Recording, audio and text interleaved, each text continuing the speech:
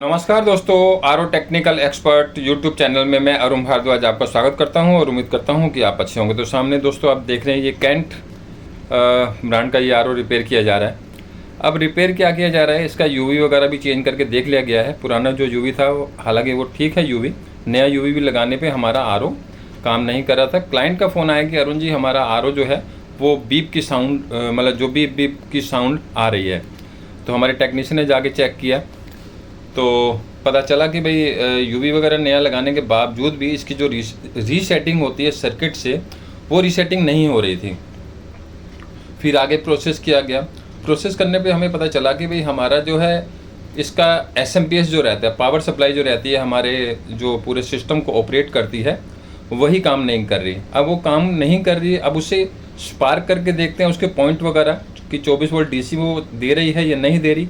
Spark करने से spark कर रहा है, बंदा डाउट में आ जाता है कि भाई स्पार्क तो कर रहा है, इट मीन्स कि एसएमपीएस भी काम कर रहे हैं। लेकिन जब नया एसएमपीएस लगा के चेक किया गया तो हमारा आरओ फर्स्ट क्लास काम करने लग गया। तो भाई साहब ने कहा कि अरुण जी यार मैं इससे परेशान हो चुका हूँ कैंट आरओ से। कभी ये साउंड की आवाज़ देने लग जाता है, कभी इसका यूवी फ्यूज हो जाता है, कभी अब मैं कंपनी में फ़ोन करता हूँ तो कंपनी वाले चार्ज बहुत ज़्यादा बता देती हैं। इनके फ़िल्टर्स वगैरह के पता नहीं 4042 रुपये का सेट आता है। अब हमारे एक पड़ोसी हैं, उनके पास भी कैंट आर ओ लगा हुआ था, लेकिन उन्होंने कहा कि उन्होंने बिल्कुल सिंपल तरीके से आर ओ बनवा लिया था, नॉर्मल सारी वायरिंग वोरिंग हटा हटू के कर दिया था। क्या यार इसमें भी हो सकता है? तो हमने कहा सर अगर आपको ऑब्जेक्शन नहीं है तो हम पूरा अपने ढंग से ऐसे सिंपल सिस्टम बना देंगे, बस आपको ऑब्जेक्शन नहीं होना चाहिए। अरुण जी यार करवा दो यार, आप जो भी करना आप इसमें करवा दो, बस ये है कि बार बार प्रॉब्लम ना आए। जो बार बार अब इसका एसएमपीएस ख़राब हो गया, पता चलेगा फिर इसका कुछ और ख़राब हो रहा है। तो अरुण जी अब ये सारा इसका एएमसी यूएमसी जो करना है, एनुअल मेंटेनेंस कॉन्ट्रैक्ट हम आपको ही दे रहे हैं, आप ही इसे ऑपरेट करो। तो दोस्तों ये सारे फ़िल्टर्स वगैरह जो हैं अभी लगभग 2 महीने पहले ही हमारे द्वारा इन्होंने चेंज करवाए थे। तो ये सारा सिस्टम हटा देंगे। ये बेले जो इन्होंने बीप के साउंड और ये सारे दिए होते हैं, सब दिखता है सामने की यूवी एलईडी लाइट जल भी रही है कि नहीं जल रही है।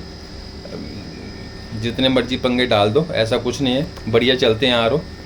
और 1 साल की जब गारंटी ली हमने तो सर ने कहा कि ठीक है यार अरुण जी, जब 1 साल की आप गारंटी ले रहे हो तो सारा मैं आपको हैंड ओवर करता हूँ, बस 1 साल तक पानी आपने हमें पिलाना है, उसके बाद फिर रिन्यू कर लेंगे एएमसी वगैरह। तो अपने तरीके से हम इसे रिपेयर किए जा रहे हैं। तो ये आप देख सकते हैं, ये इसका एसएमपीएस सर्किट वगैरह साइड में निकाल के रख देंगे, सर को हैंड ओवर कर देंगे कि अगर आपको लेना है तो आप इसे ले सकते हैं, कोई दिक्कत वाली बात नहीं है। अपने पास रखिए, इसकी वायरिंग अपने पास रखिए, अपने अकॉर्डिंग सिंपल वायरिंग करेंगे, जो कि मैक्सिमम यही चलती है। जितनी बड़ी कंपनी उतने ज़्यादा उसके खर्चे और उसके जितने ज़्यादा फीचर उतने ज़्यादा ही उसमें कंप्लेंट भी आते हैं। ये चीज़ हमने देखी है। तो ये आर ओ रिपेयर किया जा रहा है। हमने कहा चलो हमारे सब्सक्राइबर्स वगैरह जो हैं उनको भी दिखाया जाए कि भैया ऐसा कुछ नहीं है, अच्छे अच्छे पार्ट्स वगैरह भी मिलते हैं। तो ये बूस्टर पंप लगा के आप देखिए, बूस्टर पंप को सप्लाई दी जा रही है। हम अपने यहाँ पे एक बार फिर दोबारा कंफर्म कर रहे हैं कि एक्चुअल में हमारा एसएमपीएस ही ख़राब है या नहीं है। तो वही पता चला कि एसएमपीएस ही ख़राब है, क्योंकि मोटर जो है इसका बूस्टर पंप मतलब झटके मार मार के ऑन ऑफ हो रहा है। रेगुलर मतलब जो सप्लाई नहीं जा पा रही है हमारे एसएमपीएस के थ्रू। तो कभी भी ऐसी कोई दिक्कत आती है कि सायरन की आवाज़ आ रही है, बीप की साउंड आ रही है, तो इसका मतलब ये नहीं होता कि रीसेटिंग ही करने से हमारा आरओ ऑपरेट हो जाएगा, या फिर हम यूवी को चेक कर ले, यूवी चेंज करने से ही हमारा आरओ ठीक हो जाएगा। या फिर कई बंदों की ये थिंकिंग रहती है कि हाँ ये सर्विस रिक्वायर्ड का इंडिकेशन है, ऐसा कुछ नहीं है। कोई भी दिक्कत इसमें होगी साउंड की आवाज़ आएगी। तो ये लीजिए दोस्तों, ये आरओ जो है रेडी लगभग कर दिया गया है। इसमें एसएमपीएस वगैरह अपना लगा दिया गया, पाइपिंग वगैरह अच्छे से लगा दी गई है।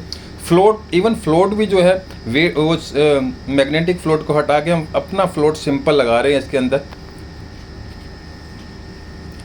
भाई जब कस्टमर परेशान है पैसा दे दे के और कस्टमर को ऑब्जेक्शन नहीं है और मार्केट में लगे भी 70 to 80% असेंबल्ड आरओ लगे हुए हैं, तो क्या दिक्कत है?